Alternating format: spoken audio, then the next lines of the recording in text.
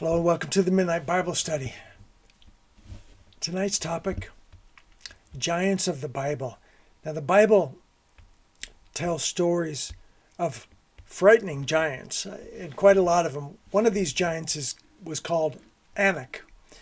Anak, it says in Deuteronomy 9:2, we saw the Nephilim there, the descendants of Anak come from Nephilim. We seem like grasshoppers in our own eyes, and we looked the same to them. So these guys looked like grasshoppers compared to these giants. And these were the enemies. So they were a problem that had to be dealt with by the children of Israel, and there was only a few of them who were obedient to God and willing to take on these giants. Sheshai, Ahiman, and Talmai. My giant name pronunciation isn't the best. In Joshua 15:14, it says, Caleb drove out the three sons of Anak from there, and then they named the three giants. Caleb was one of the ones who was fearless in terms of obedience to God. He obeyed whatever God said. If God said, go up and take the hill, all 10 spies may have convinced all of the children of Israel to cower in fear and go back and spend 40 years in the desert. But Caleb was one of the ones who was willing to fight to the death or whatever, just obey God. And if God said go up and take the promised land, Caleb was willing to do it. And in this case, he also dealt with three giants.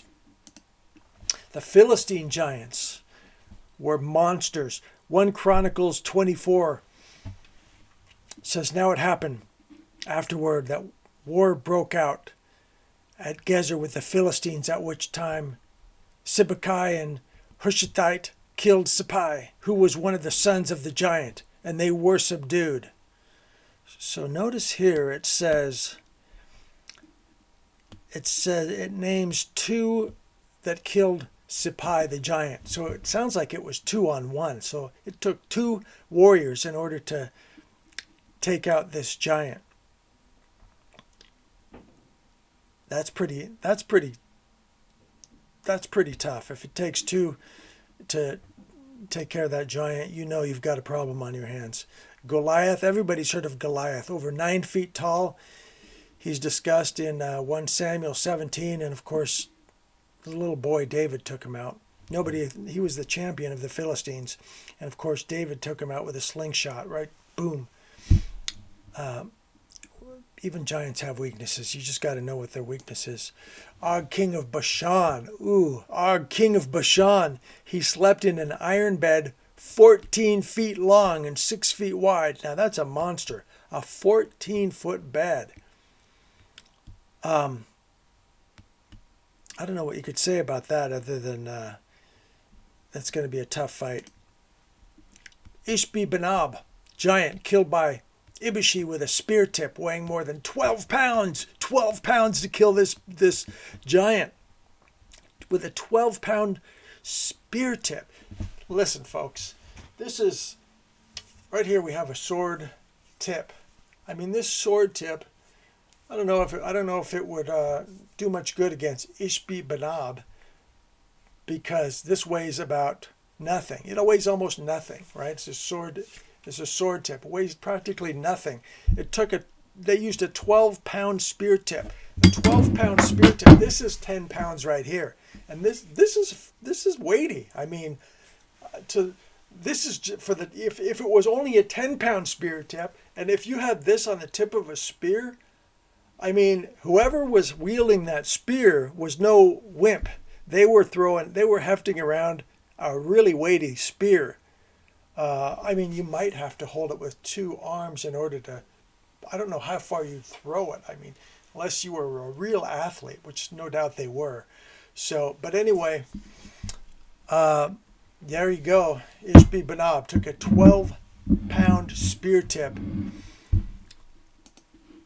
And then there's the 12-toed giant of 1 Chronicles 26.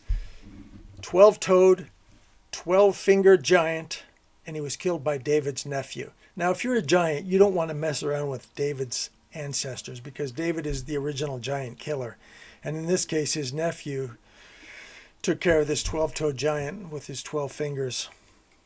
So it's being a giant isn't all it's cropped up to be. There are some downsides to it. So there you go. There's some biblical giants. Now, we all face giants in our own life. And just in the same way, not like literal giants, but metaphorically, we all face giants. We all face various problems that seem insurmountable, just as the children of Israel faced what seemed like insurmountable obstacles when God said, take the hill, go up and take the promised land. You're well able to. And then Caleb said, yes, let's do it. We're well able to overcome those giants. But the 10 cowardly spies convinced him to run for the desert. And so, but ultimately they did take it. It took 40 years for them to come. But when they came back, they did take it. So they should have just obeyed God. And when we face giants in our own life, just as David flung, he was facing that 9-foot,